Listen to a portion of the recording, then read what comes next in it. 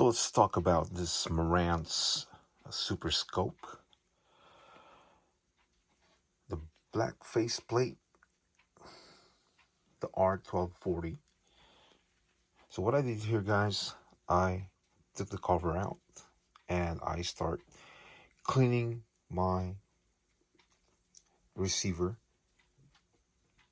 the interior, and it's a bit dusty. And from time to time, guys, I open my stereos, my receivers or amplifiers, and I clean them all because the dust gets into it and it becomes dirty. Yeah. So here, guys, you can see the inside of this what do you call this, receiver. As you can see, here's the transformer. It's a big size, and not too big, not like compared to my other receivers. My Marantz 4430 has a huge, almost twice size of this transformer here from the 1240. And over here, guys, you can see this two capacitors. Okay, big ones, and let's have little ones,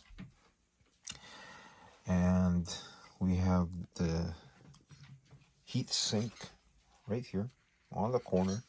So this is totally different setup, guys. Some of my receivers, the heat sinks is in the middle, sometimes here, so this one is here. So totally different setup, guys. The engineer of each different brands of stereos, receivers, or amplifiers has different setup. And here, guys, is the tuner for the radio stations. Okay, and then when you do that, and that thing moves, and that goes down there, so you can see, move around. There you go. And what else is here? I'm looking for the relay. It's got to be here somewhere.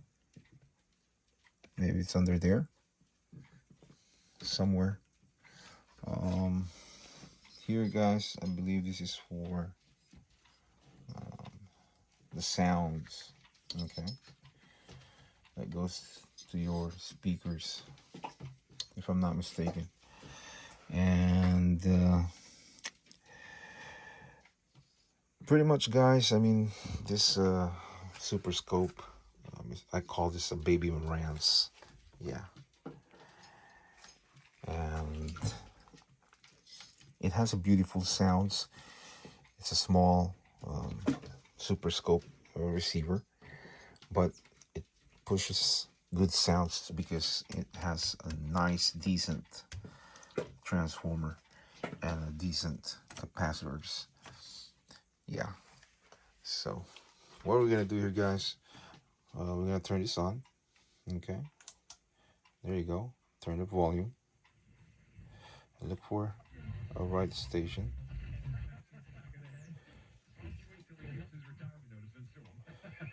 There you go. Definitely. Yeah, so you first see, salt and battery. Right. What did he do? Yeah, and then you start reading it. It's like, yeah, what even happened? And this is the speaker I'm using up here. Which tells me it's so then who complains? One speaker. Right, the guy got smacked upside the head. Yeah. Yeah, I don't know. Do you think? Mets fans, before every game, tune into the Nissan Mets pregame show on WCBS. It has a beautiful sounds, guys. I love this baby Marantz Superscope here. And these are not easy to find nowadays. Beautiful, the sound, the bass. I cannot say anything else. No comments, bad comments about this. Very nice receiver. A black face plate. Very nice, and silver knobs and buttons. With the blue lights. Yeah, it's the funny thing, guys, because it has the yellow bulbs, but there's got to be something there that it makes it look blue. Yeah, very, very nice. So if you like this kind of stereo, I mean, from time to time, check it out on eBay. Maybe somebody's selling it, but very rare, guys, that they sell this receiver. And I've been looking in eBay, and there's one time that I saw one guy selling this, and not a lot of sellers, not a lot of people are selling this R-1240, but it's a nice looking piece. It's not too expensive, yeah. But if you get the Marantz, the real black face plate, higher model, and twice bigger than this, and wider, longer, and knobs and buttons are more, and this is bigger. So that's a couple thousands of dollars. I am not willing to pay that kind of money for a stereo. The thing with the stereos, guys, I mean, it's good to have expensive stereos, because it's a good investment. But the problem sometimes, because I've been doing this for a long time, I've been collecting stereos and buying and selling. The thing sometimes, and the problem is selling it. It takes a long time, especially today with the inflation, the crisis, what's going on in this world. Not a lot of young folks wants to buy a couple thousands of a stereo, unless it's an older guy or retired guy, or a guy that buys and sell. So it takes time, and it's not easy to sell. You take your stuff in the flea market, not a lot of people has money there. That's why they go there, because they don't really have money to spend like 1,000 or more. So they're looking for bargain. So this is the problem that I notice about selling sometimes. It takes time. Sometimes it takes months, could be a year. Unless you're really lucky, somebody's desperate. If you're lucky, then maybe a couple of days or a week. So it really depends, if people or somebody's looking for that kind of model or stereos. But stereos that cost thousands of money, it's not easy to sell. Today's inflation, everybody wants their money. They're keeping their money, and they don't want to spend a lot of money. So very rare, unless they are wealthy people. They don't really care. But usually, guys, of course, wealthy people will buy brand new. Okay, they not want to buy used. They're not gonna buy like 10, 20 years old stereos. They're gonna buy brand new. They want always brand new, because of the generation today, and that is the sign of being wealthy. They want brand new stuff. So this is the thing with buying used and selling expensive stuff online, or places that you can sell. That's what I noticed about selling, because I sell stereos and it takes time. But eventually somebody will buy it. But if they are really good and the price is not that expensive, you lower the price, of course they will take that bait. They will buy that. They will eat that bait. Yeah. Anyways, yeah. So this is simple video. I want to show you guys, the inside of this 1240, yeah, R-1240 Superscope, company from Marantz. Simple, yeah. But It has a beautiful sound. This Marantz is, it's known, yeah, it's known that, you know, it has they have a good reputation, and they really build their stereos, especially vintage from the 70s. They build, you know, the stereos more than good enough so they can sell it, and people will come back and buy more.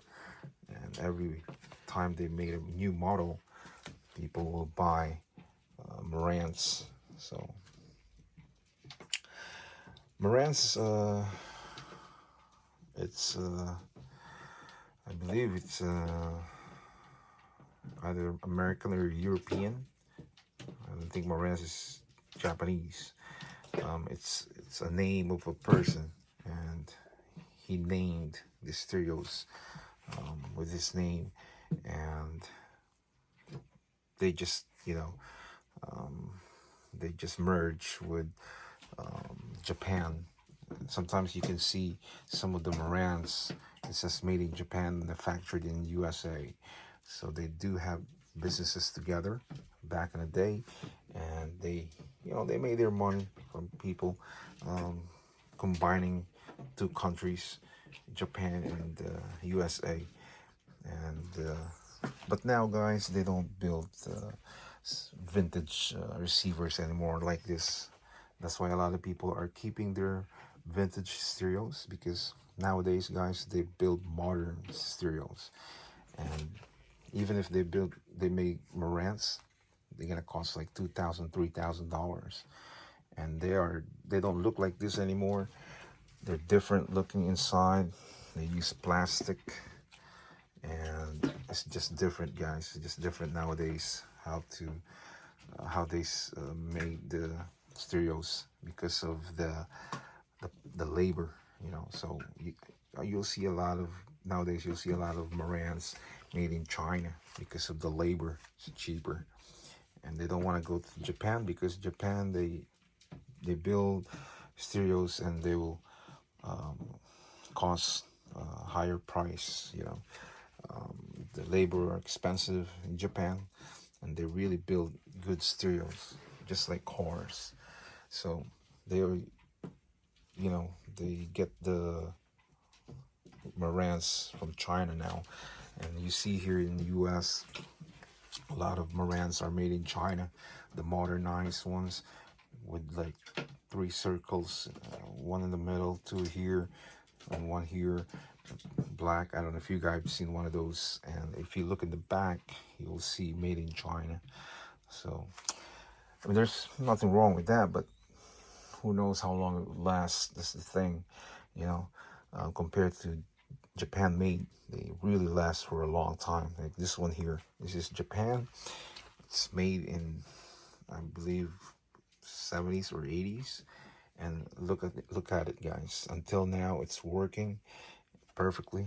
And you know, sounds, man, the sounds amazing, and it lasts for a very long time. That is why all I buy is made in Japan.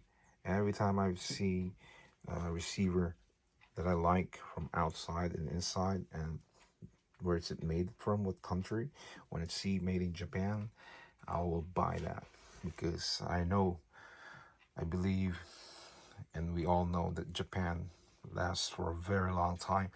So all my collections are made in Japan, and that's what I buy. And they are rare. They are hard to find nowadays. I do have Techniques. The big one, I believe is SX 8800 or something. Lots of motherboards inside, and the heat sink and the transformers, huge capacitors.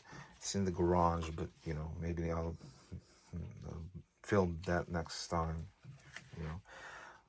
So there you go, guys. This is another video, the inside of this Marantz R-1240, and you see what's inside of the receiver, so you have a clue. So these are all like motherboards, transformer, capacitors, heatsink. I can't find a relay. There's a relay here, guys. I don't know if you guys know about the relay, or if you saw a relay before. You know, that's a lot of stuff here that needs to learn, and small capacitors and all that parts. And over there, you know, a lot of parts, guys. So, and by the way, guys, let me mention this. The vintage studios has more stuff inside, you know, the capacitors and all that, and small other stuff and other parts, you know. Vintage, they really pack it up with a lot of stuff, and that's why it sounds so amazing. And the modern one nowadays, guys, they minimize all the motherboards, they lessen it, you know. You will see the motherboards probably only one here and one here, and you know, transformer here and open there. So they lessen all that parts and stuff, because they want to just make the job easy. They want to make the work easy. They want to make it simple and expensive to sell, and you know, not very complicated to fix, not like this one here. So you can see there's a lot of, you know, parts. So that's the difference between the vintage and the modern ones. So you have an idea now. So there it is, guys, just a simple video from this R-1240 Marantz Superscope. And yeah, thanks for watching, guys, and click the subscribers and hit all, and you will get notified every time I upload a new video straight to your YouTube channel. So guys, thanks for watching, and I will see you again next time. So for now, I say ciao ciao.